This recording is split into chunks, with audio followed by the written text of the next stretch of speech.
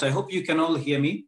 You kindly let me know in the chat section if you can hear me before I go on, that you can hear me properly. Also suggest that you keep yourself muted so that there is no echo back and forth.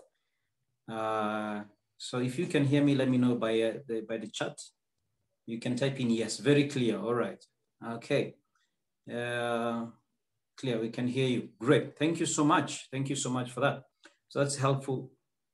So I've got approximately 1 hour to take you through these, and I'm hoping that at the end of the day we can you will have something to you can understand a little bit more on adolescence. So I want to take you through a crash course. Basically, it's not a motivational talk so much as a crash course in adolescent psychology. And I'll try to keep it as simple as possible because maybe not all of us have a background in psychology. And so let's get right into it. So we're going to talk about physical changes and how that happens. So now, how do you know, first of all, that your child has hit adolescence? How do you know? Adolescence oftentimes hits, okay, when some certain hormonal changes happen in the body of your child, and we have what we call gonadal decay, or sex hormones, the estrogen and testosterone. Estrogen in women and girls, and testosterone in boys, okay? And the stage of adolescence starts with the first menstrual cycle in girls, and it can start as early as 9 years, in some cases, even 7 years. So you're having children, girls starting their menarche earlier and earlier, and some of the reasons for this is, the biggest reason, of course, is nutrition, but other reasons is childhood anxiety, childhood mental illnesses. So that seems to trigger an early menarche. So that's something that you want to pay attention to. Then, of course, we have what we call spermarchy in boys, which is the first ejaculation, what normally people call the wet dream. And a wet dream, again, is a biological process in which, the body releases or lets go of excess sperm. So what are some of the changes that we see? So there is acne, there's acne on the face, on the girls.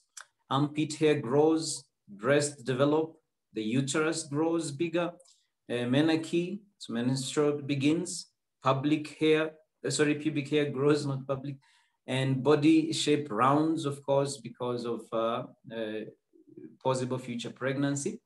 And then hairline begins to recede for boys, acne appears, there is facial hair that grows, the larynx gets bigger, the voice deepens, the armpit hair grows, the pubic hair grows, the penis, the prostate, and seminal vesicles grow bigger, and the muscles develop, generally speaking. So these are some of the biological or physical changes we see between boys and girls.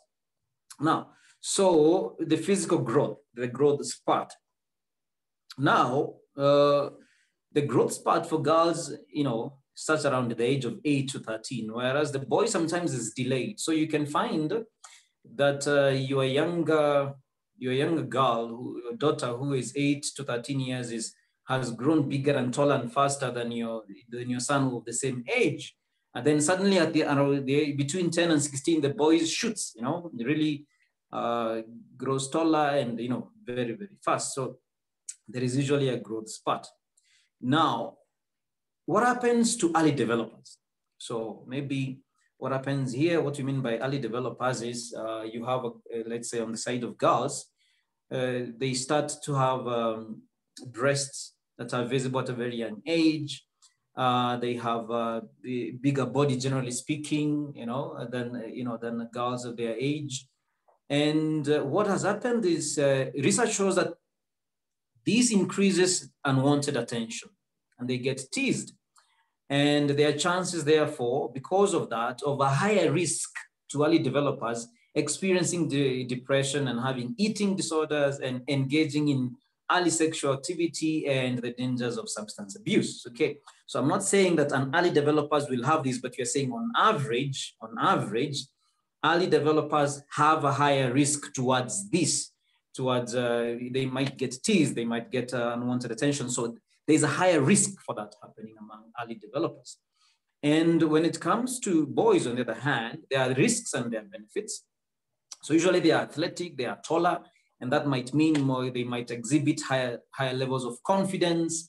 But on the other hand, there's an increased risk for substance abuse and early sexual activity. Okay, so you can see there are benefits for the boys, but there are also risks. Okay, and this is what the studies are showing. So on average, so now what happens therefore? Late developers for boys, so the boys who don't break their voice, when the other boys have already broken their voice, they have no maybe any signs of having a beard, they're still very small, they don't have the roughness, you would say, that comes with being a boy. So there is a risk of bullying, and also because of that, either because of bullying and also maybe because of feeling, why am I not growing as fast as the others? The risk of depression and increased parental conflict between late developers, boys. So when it comes to girls, as I mentioned to you, also when late developers, so you are 16, 17 years and you still don't have breasts, and other important parts of the body, like maybe buttocks and maybe value, then they could be that sense again. They could be bullied, they could be teased. Yeah, but this is the thing. Overall, there are more positive outcomes for late maturing girls than early maturing girls. Okay, so it seems that early maturity for girls comes with more risks than maturing late. So maturing late seems to be a better thing. It seems to be on the a better thing for girls than early maturity. Yeah? So that's what that means. So now, there is a very important thing that you need to understand. Sometimes I tell this to parents because it is true that, whereas your brain, the brain itself, the hardware, finishes growing around the age of 8, the software of the brain, what we call the mind, finishes growing around the age of 24, 25. What that means is, your child who is maybe around what years now, maybe 11, 12 years now, your children, almost all of you, your children are in early adolescence, and you're going to experience all these changes that I'm saying. They might not, you may already be experiencing them, but you're going to experiencing them class 7, class 8, Form 1, Form 2, Form 3, yeah? So I want you to realize that the software of your adolescent, of your teenager, is not there. There's a lot of software missing in the brain, okay? And what that means is some of the conflicts, some of the things that you'd see them not, seeing or taking for granted, it's because they don't have the software to think it through. This is what I want to show you. So your prefrontal cortex, if you can see me right here, behind your forehead is your prefrontal cortex. And this is the area of your brain, the software, that is used for decision-making, for risk assessment, for long-term planning, and behavior regulation. And for adolescents, it is under construction. It is, especially for you adolescents, those who are in class 6, it has just begun to be constructed. And what that means is, when you're trying to tell your adolescent to see 10 years from now, that is, they don't have the software to see. They might understand what you are saying, but it can't stay. The brain does not know how to process that. Yeah. So what that means is, but their limbic system, okay, I'm going to explain all these big words, is the emotional center. Your limbic system houses your emotional center. It is very well developed. So it is the one, it gets developed fast. Okay, it gets developed fast. So we call the limbic system the accelerator, whereas the prefrontal cortex is the brakes. It's not yet, it's under construction. So the accelerator is fully constructed, but the brakes are under construction. What does that mean? So the limbic system is producing this hormone called dopamine. It's a feel-good hormone. It makes them feel good. It makes them, so this feel-good hormone is involved in pleasure-seeking activities, in risk-taking behaviors, And so what is happening here is an increase in dopamine is making the adolescent wants to seek pleasure-seeking behaviors, things that, don't demand any pain, just relax, and risk-taking behaviors. And at the same time, dopamine is produced by engaging in those activities. So it is pushing the adolescents to engage in pleasure-seeking activities, risk-taking behaviors, but it's also being produced in the process. Okay. Now, when you are an adult, you have the pleasure, but then you have the prefrontal cortex giving the brakes. Okay. Okay. Now, for the problem with adolescents, oftentimes is, whereas the accelerator is very, very well done, the brakes are still in the construction. So therefore, they are prone to addictions more than adults. They really enjoy spending time on the screen. It's a pleasure-oriented activity. It's a pleasure activity. They can get easily addicted to sex and pornography and drugs because these are pleasurable activities. And they are not producing another hormone which helps to calm the effects of dopamine and extreme behaviors. Okay, so I just want you to understand that, and that's very, very important. Okay, that an adolescent is always oftentimes under an accelerator, or just spend time on the screen, just do whatever is easy and is comfortable. Okay, and there's no prefrontal cortex to tell them, okay, but you need to think about the assignment of tomorrow. You need to think about the homework, the house chores you're supposed to do. Okay, so because of that, they are very susceptible to mood swings. Sometimes they're very excited and happy, and then suddenly they are down and sad. Okay, sometimes they are very oversensitive. You say something and they are just upset, just so upset, and it's something so little, but it makes them very, very upset and irritable. So they can be very, very excited. You're like, hey, you need to calm yourself down. You're like, what is happening? So they can be very, very excited and happy. And at the same time, they can swing very, very fast in a span of 2-3 minutes. I thought you were just very happy 5 minutes ago. What has happened? So kindly keep yourself muted. So to be clear, most adolescents will go through adolescence peacefully. Okay. With all these challenges, it doesn't mean that a lot of adolescents will go through it with a lot of problems. We need to get away from this media narrative of adolescence as a very horrible experience. But so it depends with your particular teenager. Now, adults do need. Sorry, it's supposed to be adolescents. Sorry, not adults. Adolescents do need and want adult guidance, even though they act like they don't. Okay. Adolescents act as if they don't want adults around them, but they do, and they need it. Okay, same thing to a structure. Number 3, they are not just immature, lazy, unfocused, and indisciplined people who need to grow up. They're not just that. Okay, that is a very simple conclusion and judgment of teenagers. No, that's not who they are. Okay, they are going through biological changes that may make them appear like this. It's not their fault, just as much as the menstrual cycle is not their fault. Okay, it is now your role as a parent to come in and help now to streamline those emotions so that they are able to direct them properly. And therefore, the changes in their body are natural, they are healthy, they are necessary, and they are expected. Okay.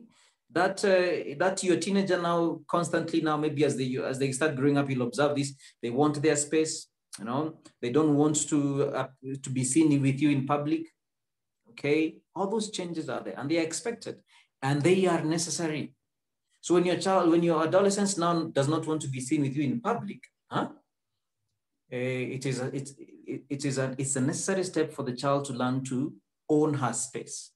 Okay, to grow up and to make decisions independent of you, okay? And that's something that used to happen when you were evolving for a long time. So adolescents, therefore, are not just impulsive and act without thinking, okay? They're not just impulsive. They do think the consequences. The problem is they still choose the negative consequences because they don't have the part of the brain to process and tell them, well, have you seen those consequences, those bad consequences that you've just been told, that you've just been thought of, you've just thought out? Okay, pay attention to them. What happens is their brain tells them, yes, there are those bad consequences, but just do the other one, just do, So they tend to, as we say, yes, they know the cons, they know the pros and the cons, but then they will lower the pros, they will raise the pros and lower the cons. They will exaggerate the pros, okay, towards a certain behavior. So that's very, very essential. Now, what is one of the ways that you can help your child to develop properly? Number one, sleep.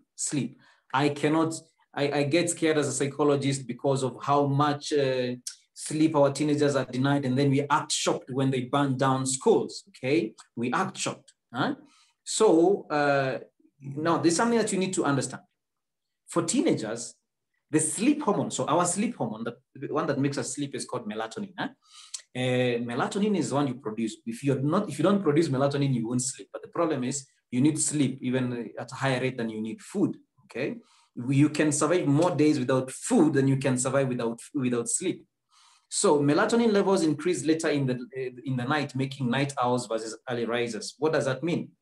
You as an adult, you tend to produce your melatonin early in the evening. So maybe around 9, 10, you are sleepy. You want to sleep, generally speaking. Not all of us, but generally speaking. Teenagers, on the other hand, do not produce melatonin early in the evening. They start producing around 10:30, 11. And that is one of the challenges you'll have with your teenager. Your adolescent does not want to sleep early. It is not simply because they are, again, lazy, all right? It's not because they are not disciplined. Their body does not produce melatonin early. Are we clear? Okay. But there is a lot of melatonin in the morning in the bloodstream. Okay. So you want them to wake up early. Now, melatonin is over in your body as an adult by around maybe 6 or 7, according to your waking up time, or even 5. Okay. But for a teenager, melatonin is full in the bloodstream at 6. And now this is the time you are struggling to drag them out of bed. It's not their fault. It's not their fault. Melatonin that started coming in late in their bloodstream at around 11 is still in the bloodstream around 6, 7. And that's the time you want them to go to school or drop them to school so that you can go to work. And they are just sleepy and tired. Okay? It's biology. So when you shout at them, it's like shouting at them for having a headache, or maybe any other biological process. So this is very, very important to understand. And again, is an implication to our education system, because we tend to push teenagers in high school to wake up very, very early. And that is leading to a lot of other issues. So teenagers, look at this. Teenagers need 9 to 10 hours of sleep. If there are 2 stages people need sleep, is infanthood and adolescence. So the deficit of sleep results in several problems. Let's see what are the requirements of sleep, psychologically speaking, across ages. 0 to 3 months, the recommended is what is in blue, dark blue. The appropriate is what is in sky blue, I guess. And the other color, I think is brown or something, I'm not very sure, is what is not appropriate for any ages. Okay, so let's go straight to preschool here. 3 to 5 years, they're supposed to sleep 10 to 13 hours, minimum of 8 hours and a maximum of 14. 6 to 13 years, this is where your children are. They're supposed to have a minimum for their proper development, 7 to 8 hours, and a maximum of 12. Okay, so too much of sleep and too little sleep is detrimental to your overall well-being. Okay, now look at this. Minimum recommended by psychologists is 7 hours. How many hours do our children in high school sleep? Okay. There's a lot that we need to pay attention to. So what happens when people don't sleep enough? What happens to you when you don't sleep enough? What happens to you? 1, sleepiness, obviously. But that's not the only thing. So some people say, even for me, I sleep 5 hours or 4 hours, I'm not sleepy during the day. That is not the only impact of lack of sleep. Okay, you might not be sleeping, but you might be having poor attention. Okay, poor attention, daydreaming. especially now adolescents, they start daydreaming, they can't concentrate in class, and what happens? They don't do well in their exams. And when they come home, they have to sleep late because now they're being pushed to study more. So they're not sleeping enough and the attention worsens and the cycle, there is this vicious cycle. So daytime impairment. I'm trying to go slowly. There's a recording. You will get the recording. These are teaching slides, so I'll not be sharing the slides, but there'll be the recording. So daytime impairment. Poor memory. Don't sleep properly, poor memory. And this is not limited to adolescents, even though it might affect them in a very, very particular manner. Okay, poor memory, stress, anxiety, depression, suicidal ideation. And look at this. Those kids with suicidal, those kids with poor sleep, they have suicidal ideation at 3 times more to those who sleep properly. Just that. And that's a very important distinction. That adolescents who sleep enough have lower levels of suicidal thoughts as opposed to those adolescents who are not sleeping enough. That means we can solve a lot of mental illness among adolescents by simply allowing them to sleep enough. So poor judgment and decision-making. This has been seen across all ages. People who don't sleep enough have lower self-control. Okay, they make poor decisions on average. So I find adults who say, no, Dominic, for me, I don't need a lot of sleep, but then they have very low self-control. Lack of motivation. Okay, my child is not motivated, Dominic. Maybe if you allowed him or her to sleep enough. Okay, poor self-control, as I mentioned to you. Morning tiredness. Uchovu asubuhi, constantly. And then obesity and its implications. So obesity has been related to a lack of sleep and all the implications that comes with that. Okay, so I hope you can see this. And this is not limited to adolescents, but very particular to them. So what are some of the health concerns? I want to see that I am within the time I've been given. Okay, so what are some of the health concerns during adolescence? Negative body image. Okay, so they need a lot of feedback from you about their body image. They need to hear their parents affirming them, because if they don't get affirmed, they will start comparing themselves. And social media is one of the sources of social comparison that's affecting so many young people today. Especially Instagram has been related strongly to body, comparison of oneself, and it has been correlated with depression and higher levels of anxiety, especially the more a teenager spends time on media. So poor nutrition. So they start eating badly because they think they are fat. Or they eat a lot because they think they're not big enough. Atypical eating patterns. Okay, so social media, as I've told you, is really when it's too much. Okay, I'm not saying it's bad completely, but when it's too much, it leads to all this, and lack of feedback from parental figures.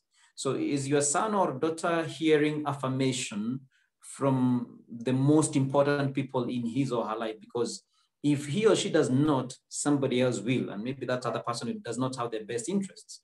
And so what happens is teenagers are therefore seen to have a lot of eating disorders, okay? So they have muscle dysmorphia, an obsession with having muscles. Bulimia nervosa, okay, so this is basically some, eating and then sometimes throwing up, so forcing yourself to throw up. And then anorexia nervosa, really avoiding food, okay, especially just thinking that if I eat, I'm gonna get fat. And then binge eating disorder, where this is more related with I get stress, I get depression, I eat a lot of food. So every time I feel I'm in a low mood, I go into eating. That is the difference between binge eating and bulimia nervosa. Okay, so that is very, very important. And maybe to start recognizing or realizing whether your teenager, your adolescence has some of these changes. Now, sexual development is something that you'll also observe, and sexual interactions, okay? And I've told you body image ideals are influenced by the media. And especially here, you might start seeing your children maybe, practicing or experimenting with masturbation, and they are also getting sexually fascinated. So as a parent, you want to balance between condoning the behavior and condemning it, okay? You touching, especially boys touching their sexual organs, could be just a way of trying to explore, and they do that on higher levels than girls. And so you want to, yes, say you don't want to make your child grow with unnecessary guilt, but at the same time you don't want to show as if everything is allowed. So that's what that means, to create a healthy balance on that. So sexting starts, you know what is sexting? Yeah, they start sending each other texts about sex, and on WhatsApp messages, they send pornographic material and other sexually provocative material, and phone calls, which evoke sexual feelings, okay? They can evoke sexual feelings that are happening. And remember, I told you, they don't have that part of their software that tells them, okay, it might feel good to do this, but it's not a very good idea long term, okay?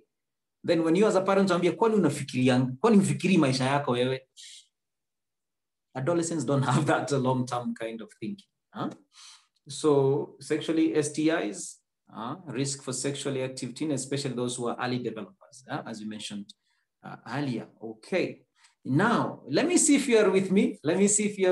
Before now I go towards the second part. Which part of the adolescent brain is the last to fully develop? Tell me the chat section.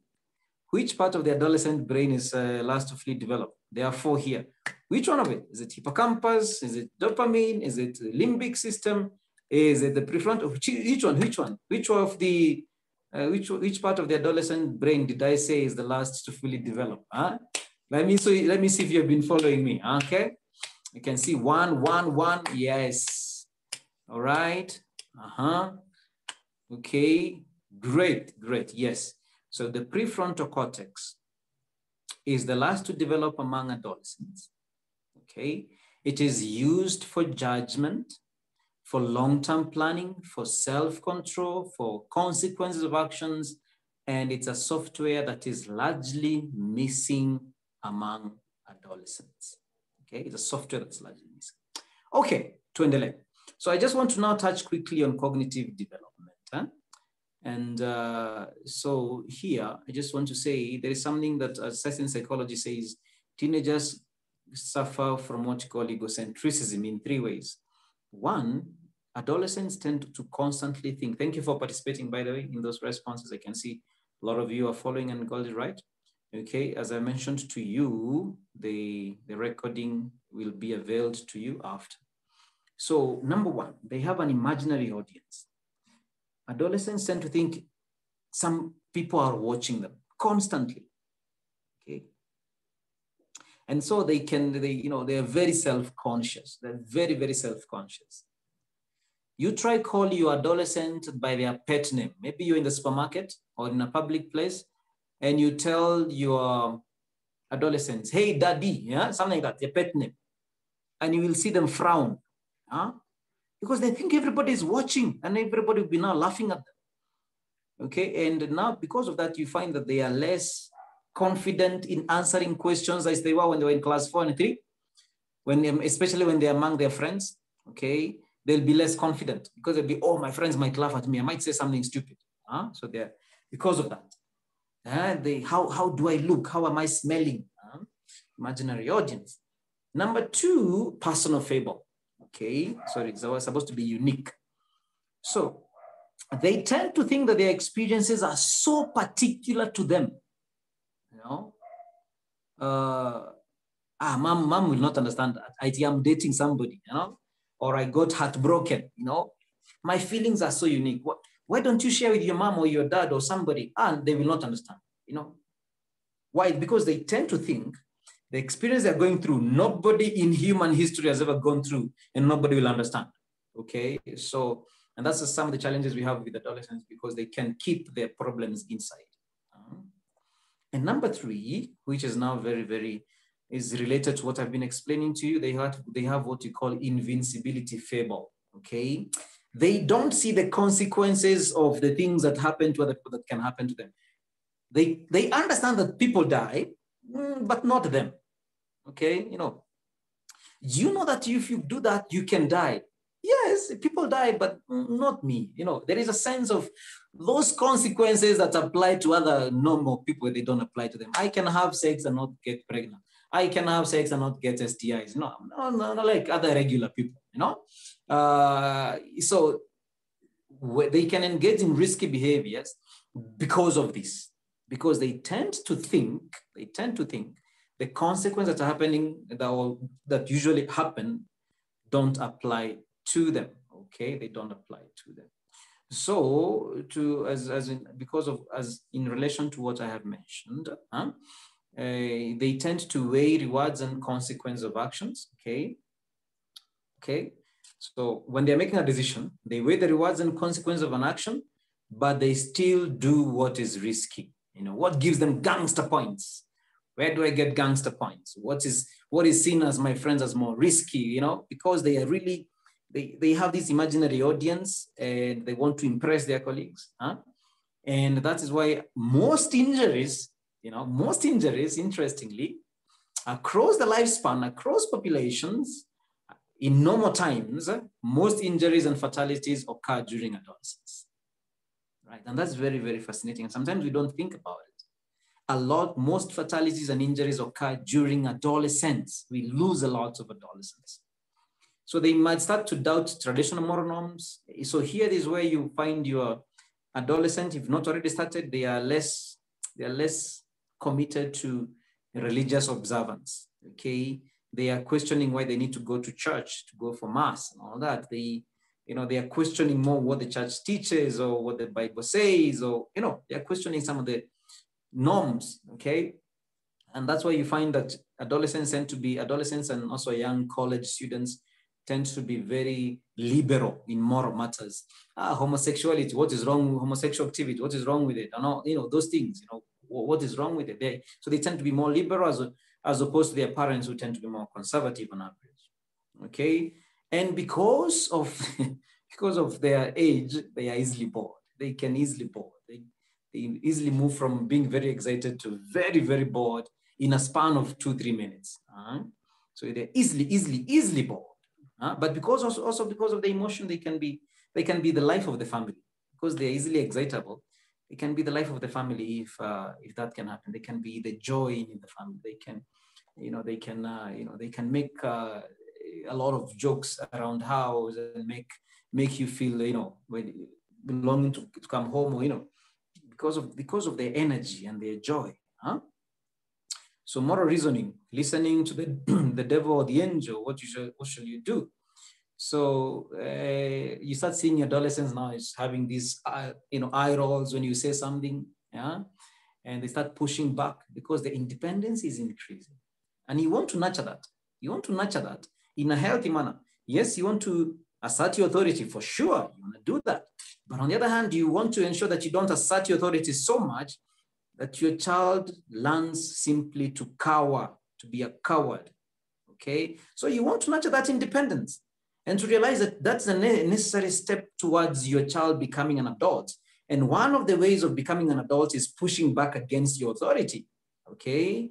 And that is important. It is an important process, but of course you want to mold it properly. Yeah. Independence does not mean you being rude or stubborn. Okay. That's not permissible. Okay. But independence can mean we can negotiate. We can come to a compromise. Okay. Because it's very easy for a parent to simply state your authority. But then what happens is children can simply obey you out of fear. But once they go to the university, we know what happens. There are no more rules to follow. There are no more adults around them. And really, so many of them don't know how to use their freedom, and they make really, really stupid mistakes that haunt them for a very long time. Okay. So teaching them how to compromise is teaching them how to use freedom properly. So they are no longer easily compliant in school. Teachers can simply tell them jump and they jump. They'll ask why. Why do you jump? They're not that enthusiastic as they used to be sometimes. And when they're around their peers, there's a lot of influence that happens. And there is positives, there are pros in having friends. And the influence of friends, we call that peer energy. So teenagers, if they are directed to do a lot of good, they can because of peer pressure. But also at the same time, because of peer pressure, they can engage in activities that are not very, very helpful. Okay, so there are pros and cons. All right. And this is very, very important for parents and teachers. Adolescents show reduced responsiveness to severe punishment. The more your punishments are severe to your teenagers, the less responsive to the behavior you want, they have. Okay, so if you think that beating them up to a pulp, is going to increase this, the more your punishment becomes severe, the more they start now tuning it out and just not caring about doing good. Okay, and that becomes really problematic. So I just want to mention here quickly so that let me see how much time we are operating on. So traumatic experiences that children can go through. Those of you who are in my last session, I was talking about adverse childhood experiences, emotional abuse, physical abuse, sexual abuse, parent who is one parent in prison, violence at home. All these are called adverse childhood experiences. And they have a lot of effects on the development of the child. Okay, and they may end up viewing the world as unjust. Okay, at the same time, adolescents can see you as a parent or the adolescents around him or around you doing, making immoral decisions, and teenagers tend to follow that. You can say all the things you want, but at the end of the day, if they don't see you respecting your husband, respecting your wife, that is what they're going to show, to follow. And we know this because we know that teenagers who come from violent families tend to be also quite violent and aggressive in school because they think that's the way to interact with people. Okay. So adults ought therefore to support moral development by modeling moral character. And parents are particularly important because you are the source of moral guidance. Okay. And authoritative parenting facilitates that growth. Than other parenting styles. So other parenting styles, they include authoritarian, where your word is the law. You do because I said it. You don't question, okay? Then we have permissive. Permissive is, you do whatever you want. The parent is, does not offer any rules or does not, no demands. Just do whatever you want. The parent wants to be seen more of a friend to the child than a parent. And the other parenting style is neglectful. You don't care. You don't show any support, and you're not demanding. You don't care. You're not even present in your children's life. Okay, so neglectful parenting. So those are the other three. We are saying authoritative parenting balances one. The child knows my mom or dad expect me to perform very, very well academically, and they expect high levels of discipline and responsibility. My parents do expect that. But number two, the child knows my dad and mom are also quite supportive. Okay, they will be forgiving when sometimes, and they will say words of encouragement. And when I do good, they will say positive things. Okay, and that's important. I like to say sometimes how parents, when your child does not do the house chores as you agreed, what do you do as a parent? Hey, you come and say, hey, I told you to do 1, 2, 3, and 4, and you people, you want to kill me, blah, blah. You give them a lecture for 30 minutes, maybe inclusive of maybe some beating. But what happens when you come home and the same child has done the house chores? What do? What do you say? Kumbe unaweza fanya mambo, unaweza osha vyombo ukifikiria. That is your compliment. That is you ukiwa umecompliment mtoto. Okay? Akifanya makosa 30 minutes of makelele. Akifanya vizuri a compliment hivyo tu imerushwa hivyo tu kama haikuwa serious nayo. Kumbe mnaweza fikiria ni vile mnajifanya. Okay. So that is not helpful. That's not helpful because then they start finding out, is it worth it? Is it worth it to do so much house chores, to do all good things only to be told some, almost as if it didn't matter that we did. Okay, is it worth it? All right, so I want to change gears here. Kidogo. I want to change gears here. I might skip some points here so that I go towards some important. Yeah, okay. Because of time. Okay, so I just want to mention especially about anxiety and depression. And here, I just want to say that anxiety is very, very common and related to some phobias. And major depression is very, very common. And depression has different roots. It could be because of genes. Okay, so as a parent, I would advise you to look in your family tree and see whether your parents and your grandparents and yourselves, as a couple, you have depressive tendencies, because there's a very good chance that it is in your family tree, and maybe you have passed it on to your children. And so because of that, they could have a genetic disposition towards depression, okay? But also depression is also because of early childhood experiences, so that can happen. And I want you to see here, one of the differences between men and women, boys and girls, is mental illnesses, especially major depression and anxiety. Girls have higher levels of anxiety and depression than boys, okay? As you can see here, 1 in 5 girls, okay, experience anxiety and depression, as opposed to 1 in 10 boys. Okay, so I'm not saying that boys should not be taken care of, but I'm saying on average, girls experience higher levels of anxiety and depression. And then usually there is an increased risk of suicide because of that, okay? And so, as I mentioned to you, anxiety and depression is both biological, but also cultural, how we are raised to speak and, these things. And so it's a multiplication between our genes and our environment, also how we are taught to express our emotions. And there's an increased risk of suicide and suicide ideation, thoughts of killing oneself. And what we refer to as parasuicide, attempted suicide case among teenagers, is very, very real risk. So it's important to encourage your teenagers to talk about it. So I want now to move towards how do you help now your teens to become adults? Because that's what you want as a parent to do, to help your teen to become an adult, all right? So number 1, reflective dialogues. Being authentic with your teenagers about your expectations, your hopes and your feelings, your thoughts, your hopes and your fears, and what you're hearing from them. This is what, my son or whoever, Dominic, this is what you are saying, and these are my concerns, okay? It's very, very demanding. It's a very demanding process, okay? But it also depends on what you want. Of course, you are coming, that's why it's very important for you to take care of yourself, huh? Because you are coming home tired from work. And maybe you're having a conflict with your husband or spouse. And then your teenager comes or your adolescent comes to you at that point. It's very, very easy to explode towards your adolescent. And, and when that happens, the chances of your adolescent being truthful to you decreases.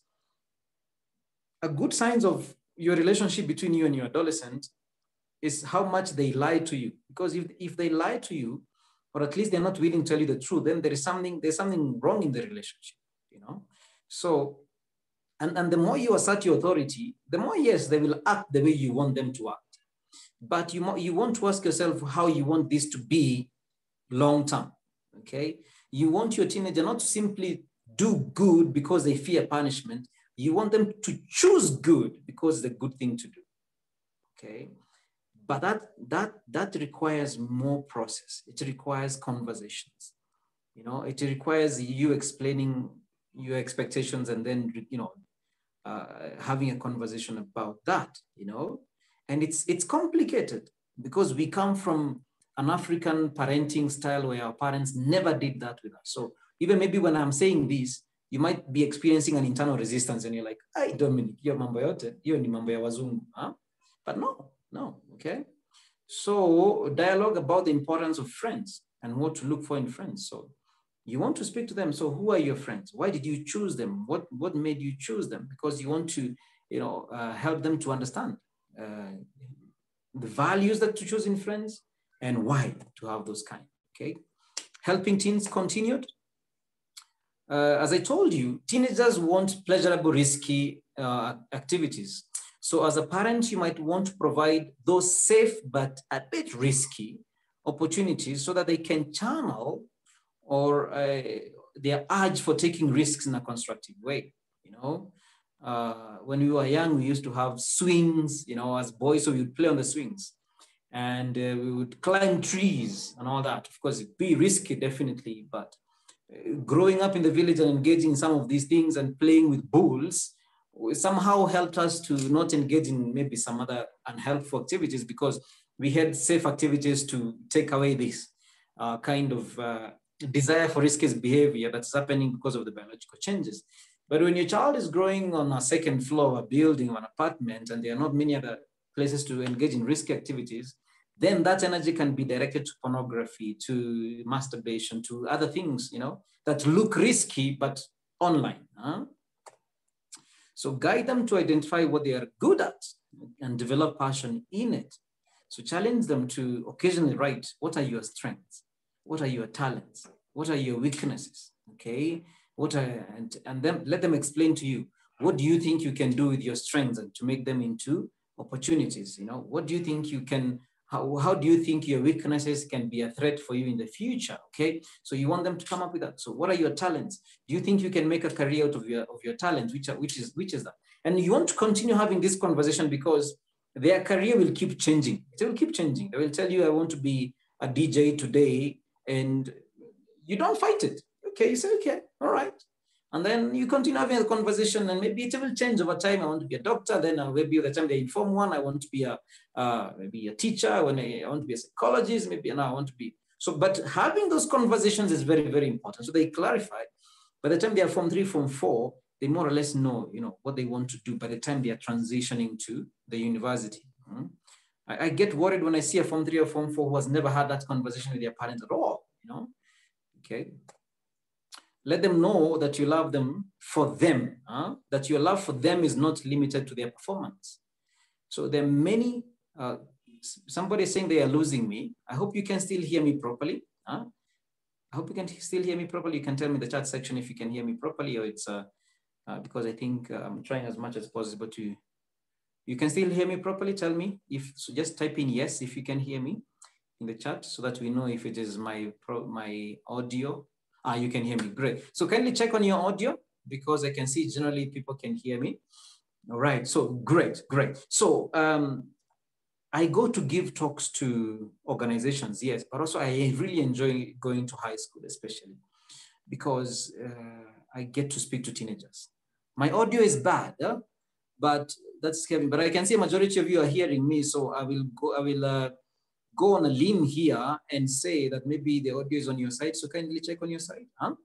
And again, if you have a question, please type it in. So that when I finish, I can just take a few questions as permitted by the moderators. So I was talking about this. When I go to high school and I sit down to listen to teenagers, one of the things that comes across is the fear they have of what will happen when they go home and they have not performed very well. Okay, there is real fear, and this fear goes into anxiety, turns into anxiety, which makes them not perform well. Okay, so the parents have instilled them in the fear that I want you to pass, and the fear has become anxiety, and now they fail, and then the parents punish them. So there is now this vicious cycle. And some of these kids feel like, that my parents, when I perform well, I will have a very nice holiday. When I don't, it's really, really bad. Okay. And that now starts to be a translation of, I'm only as good, I'm only as loved by my parents relative to how I perform. So, and what happens is many teenagers starts to internalize this, that I'm only as good as my exam results. And when they don't do well in an exam, when they are not performing as well as their colleagues, they really, really go down, because their parents have taught them to think and feel, unless you are doing well academically, you are completely useless. And so many of us have this in our heads, what we call life script. Maybe your parents made you think or feel that you're only as good as how you perform. And so when you're not bringing good salary from work, or your business goes bad, your whole life collapses. Not just because you're struggling to feed your family and yourself, but because you have attached your identity so much to performing. Okay, what is it that I can do? Where am I relative to other people? There's one person I admire, a psychologist, who says, don't try to be as good as someone else is today. Be as good as you can be today. Be better than you were yesterday. And that's the message you want your kids to do. I never ask my nieces and nephews the number they are. I don't care about it. I don't want them to grow up thinking that the number is very, very important, the position they have in class. I ask them about the grade. Okay, so what grade do you have? Okay, what was your previous grade? Okay, oh, that's a huge improvement. Oh, that's some improvement. Why? Because I want them to grow up thinking that and knowing that I'm more interested in being better than I was yesterday than being better than somebody else. Okay, and so many of us, children and adults, are caught there. How many of you even compare your vehicles when you go for Parents' Day or when you go some other meeting? You're comparing your car with other people. You're comparing your job with other people. You're comparing your husband or wife with somebody else. Because somehow you have been wired from the time you are young to always see yourself in comparison to someone else. And that means, okay, that means you don't know how to be grateful. It becomes very difficult for you to be grateful for what you have because someone else always has something better than you. Now, I want you to realize that you are wiring your children to behave like this. The moment you make them feel that they're only as good, they're only your children when they perform well. Na ukiambia mtoto, sasa niliuza ng'ombe nikapeleka ng'ombe ingine shule. Okay? See, you've told that to your child. Okay? So some of the things that we tell our children, I'm not saying that you lower your expectations. I just want you to find a way to ensure that your children know that they are your children no matter what, but you still expect them to perform well. And those are two different things, okay? So next, set limits and follow through with consequences. This is a challenge with many parents. You tell your children, nikiona ukifanya hivi, this is what will happen. And then the children do that. But then what do you do? Maybe you're too tired to follow it up. You just want to sleep. So what you're teaching your children is there are no consequences. Okay? So there have to be limits and you have to follow through with the consequences. Otherwise, you are permitting them to, because they will keep testing the limits. They will keep testing the limits. So if you do not follow through with the consequences, by the time you'll want to follow the consequences, it might be very, very difficult. Okay? 2, be clear about non-negotiables. Okay? There are some non-negotiables. These are non-negotiables. A non-negotiable is, if I want the phone, I want the phone. Okay? If the phone is not supposed to go to your bedroom, if you're using the phone, you use it in the sitting room, in the open place. When you go to your room, you leave the laptop and computer outside, unless I permit you to do that. Okay? It's very, very important, by the way, to require that adolescents don't take their phones and their gadgets to their bedroom. Okay? It's very, very important. Okay? So be clear with the non-negotiables. Okay? Do not ever tell me that my friend and their family are doing 1, 2, 3, and 4. This is our family. It is not their family. Okay? So do not compare this family to that family. So you're teaching them to own, to do choices according to convictions, okay? But especially when you buy a gadget or something because your teenager told you, my friends have it, and then you buy it, you are feeding into them that when your friends have something, you must also have it. And if your friends have something and you don't, then you're not good enough, okay? So do not feed into that. Don't feed that demon because it never gets enough.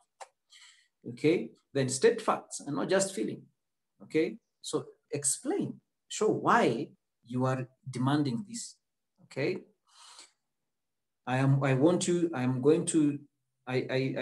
to perform in this manner, and this is why I am imposing this rule. Okay? Because if you don't do well, these are the consequences. Am I wrong? No. So very good. Okay? So that's why I want that. That's why you need to explain, simply not impose, but because I am the father, okay? Then respond, don't react. So Steve Covey used to talk about, talking to managers, talking to supervisors. He's saying the importance of responding again as better than reacting. So if your teenager comes and says something, I have a boyfriend, I have a girlfriend. Okay, that is reacting. Okay, so count 1 to 10, okay? And then maybe now, okay, let's talk. What do you mean by that? What do you mean by that? What do you mean by having a boyfriend? You know, where did you hear about having a boyfriend? Okay, so have a conversation. But the moment you go,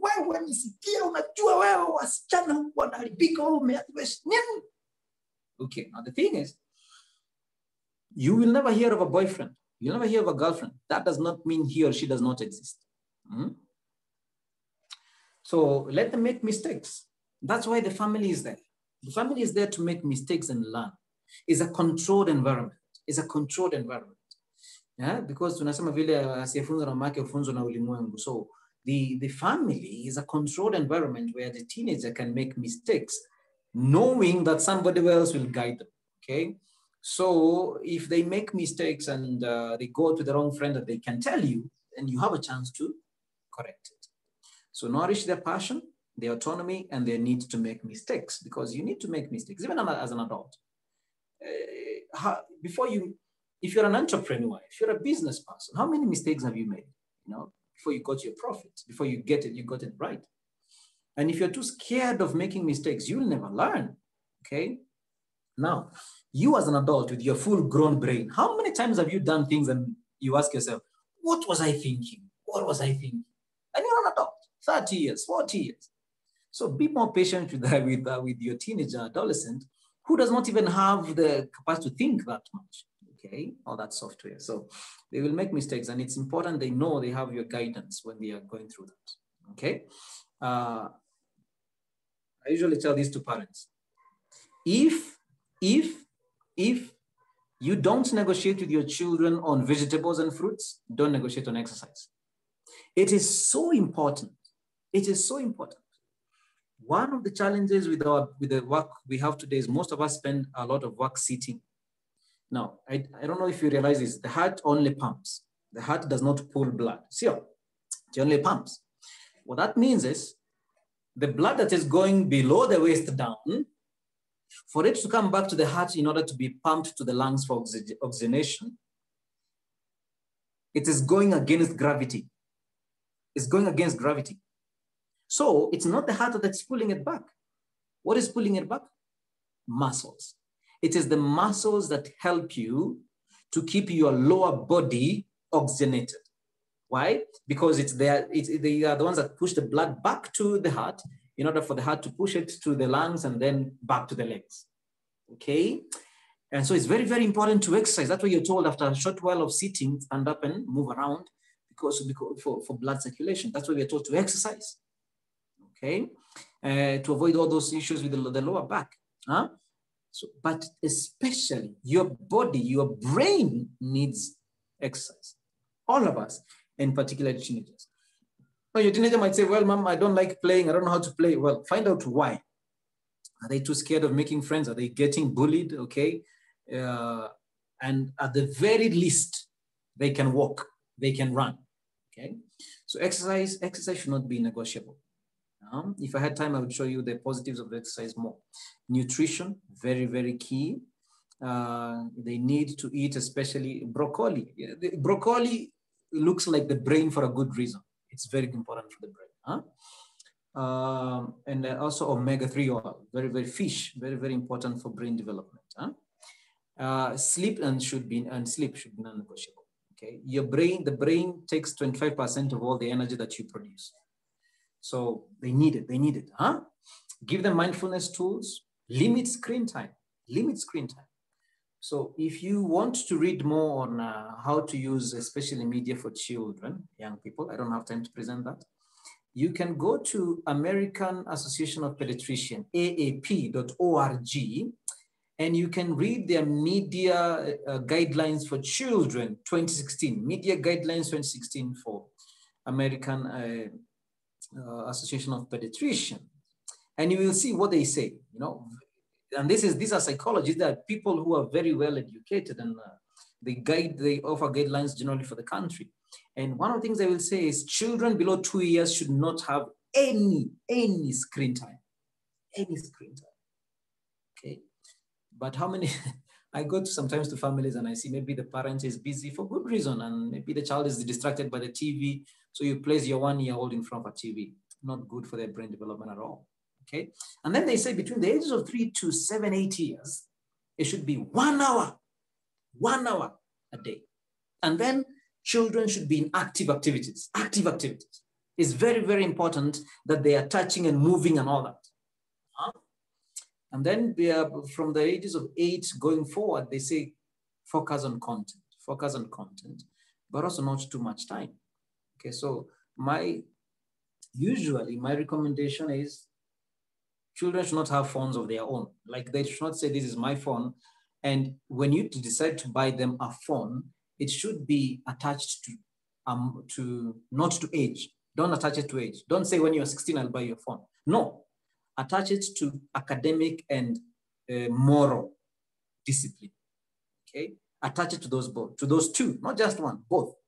Okay, so if you perform academically well, again, I need you to realize that you want to understand whether your child can really perform very high academically, so that you don't set them too high and maybe academics is not their thing. So let us be honest, not every child is academically gifted, not everybody else, not everybody, okay? And sometimes we flourish after high school when you start choosing the areas of our actually we are interested in. So it's very, very important to do that. So attach it to discipline, to moral responsibility, okay? When I see you taking initiative, being more helpful around the house, okay? I will buy the phone. I will judge that and I will buy the phone. You might have a 16-year-old who is completely responsible. You might have a 13-year-old who is very, very responsible. Okay, so don't attach it to age. Again, phone and the bedroom, no, that is not negotiable. No? Let your children use the phone publicly where you are at, okay, where you are at. Let them be there, okay, and its consumption should be relative to what they have done during the day. Number 3, the phone, the light from the phone, the reason we are told not to use phones before bedtime is the melatonin production. I told you melatonin is a sleep hormone.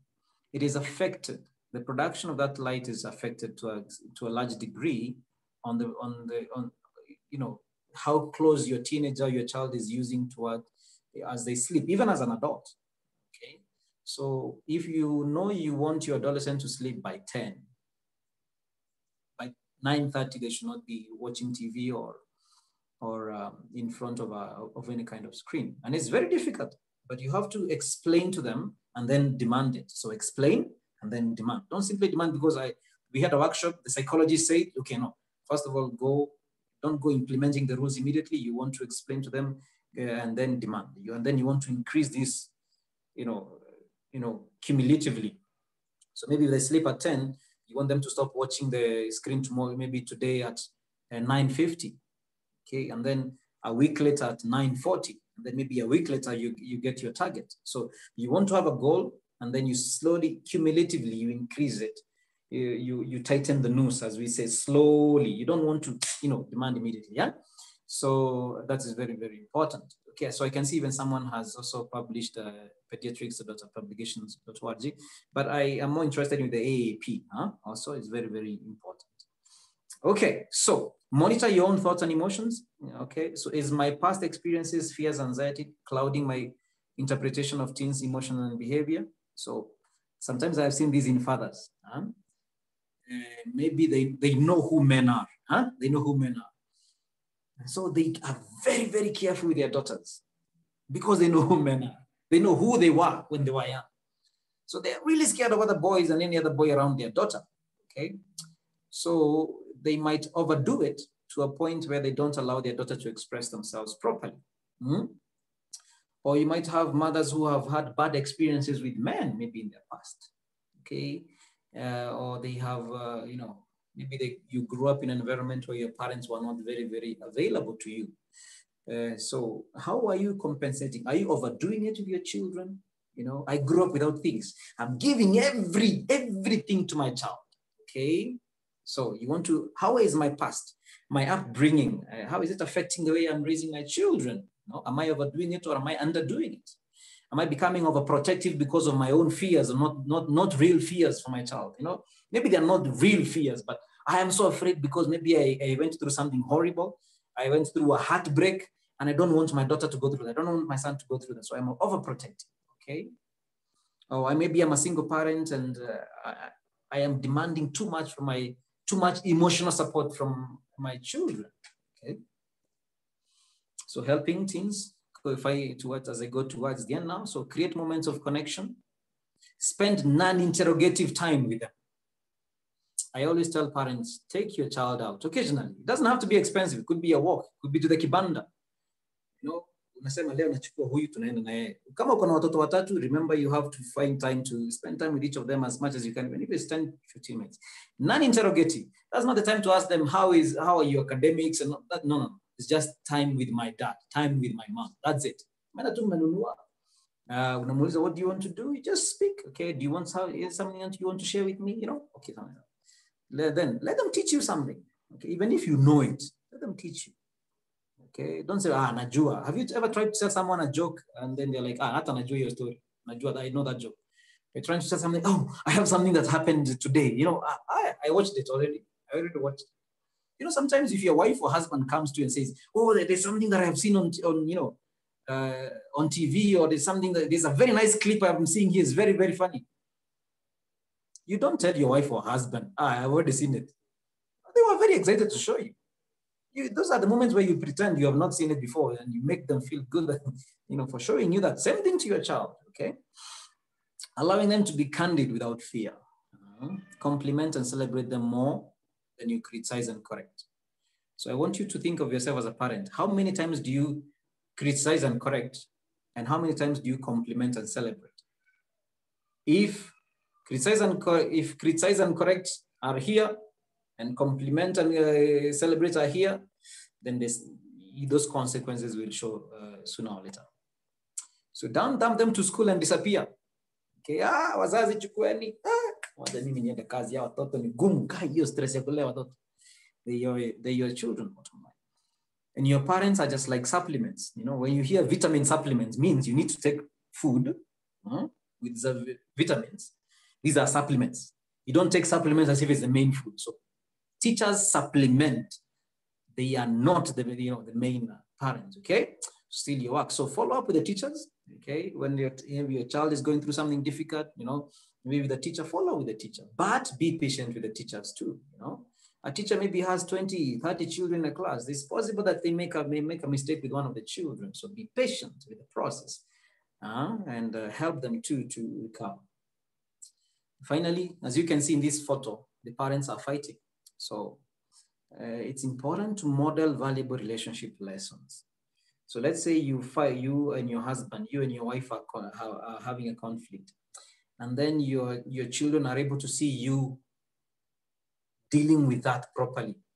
You were angry, you paused, then you spoke about it, and then life goes on. You negotiated, you compromised, and then you went on.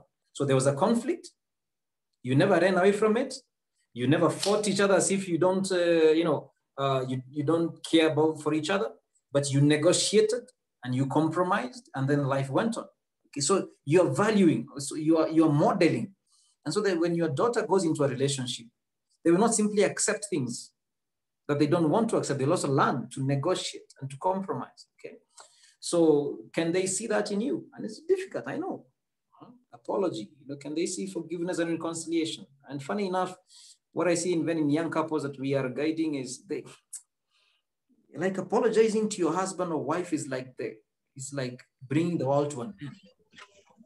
You can apologize to a mad person easily, okay? Emotional regulation, don't correct when you're mad, and timing of constructive criticism. Remember, your adolescents are having these mood swings a lot because of the biological processes. That's not the time to correct them. That's not the time to be mad for 3 hours, okay? So pause yourself before you correct, because you might say things that they will remain with them for a very, very, very long time, because as a parent, whatever you say doesn't go. So be comfortable with big emotions, that your child can come to you and say those big emotions. We call them, practice your poker face. What happens if your child comes and tells you, I am pregnant? Ha! So practice, because it may be possible and maybe your daughter. Okay, so can they tell you anything and expect you to be fair? Okay, all right, so that's it. And finally, it's actually this, self-care. Important as a parent, take care of yourself, okay? And here is a list of self-care. So many parents forget to take care of themselves, declutter your space, drink water often, have a morning walk, unplug from social media. Maybe they say this weekend, I'm just gonna switch off my phone. You know, I'm just want to be quiet. Read, talk to an old friend, cook something new, you know, donate, do something with your child, you know, list your blessings, do some meditation, write a love letter to your husband or wife, who knows, you know, write a letter of people you're inspired by, sleep in, you know, plant a tree, they go for a date, you know, window shop or something, do something that, you know, take care of yourself. There is a lot that many parents are doing. You are raising children, you are a spouse, you are employed, maybe you have a business, that's a lot. If you don't take care of yourself, you know, it will fall onto your children. So do take care of yourself. Huh? So that's important. So just want to mention, to answer these 2 questions and finish with that. Let me see where the question is. All right. So Benson Guy asks, you have mentioned suicidal ideation a couple of times, and I would like to know how a parent would recognize this in adolescence or literally read a child's mind. Secondly, what about aggression directed towards other children as opposed to suicidal behavior? So one of the things that you want to understand is this. If you have developed a proper relationship with your child, that is the biggest, what I call, I'm looking for the technical term, but that's the biggest caution against any suicidal activity of your child. Okay, so it's very difficult. You can't read anybody's mind, even your spouse. Okay, so the most important part is, have you invested in a relationship with your child? Because if you have, then you would not need to struggle to read their mind. You can, you know, manage to speak with them. Okay. Secondly, what about aggression directed towards other children as opposed to suicidal behavior? So this is very important. How much are you disciplining your child? How are you doing it? Because children who tend to be aggressive to other children they don't know their boundaries properly, and who is to teach them is the parent. Okay. And maybe they have seen the parent being aggressive to each other, and that's how they react when they get offended. Okay, so you want to pay attention to that properly. Okay, so I'm answering quickly because I can see school wants to continue, but that's a good place to start. Finally, there's a good topic about performance. How do we also ensure that our teachers do not destroy children's self-esteem with performance? The two-way traffic, both from parents and children. Parents and teachers understand that children have unique capacities. Some are good in class, while some are good in other skills. How do we ensure skills are nurtured in schools, at school? So for now, I will not respond. That's a very long, I need a very long answer, but I'm hoping what I mentioned to you today can be useful to some extent, okay? So I am practically 10 minutes beyond the time I was given, and I would like to end here. Feel free to get in touch with me if you want, because you will need it. You can write to me on that email, and I'm going to respond as much as I can. So I would like to thank you for listening to me. I can see some direct messages that are to me, and I will. If you can write to me, I will be able to respond to them. I really, really hope to a certain extent this conversation,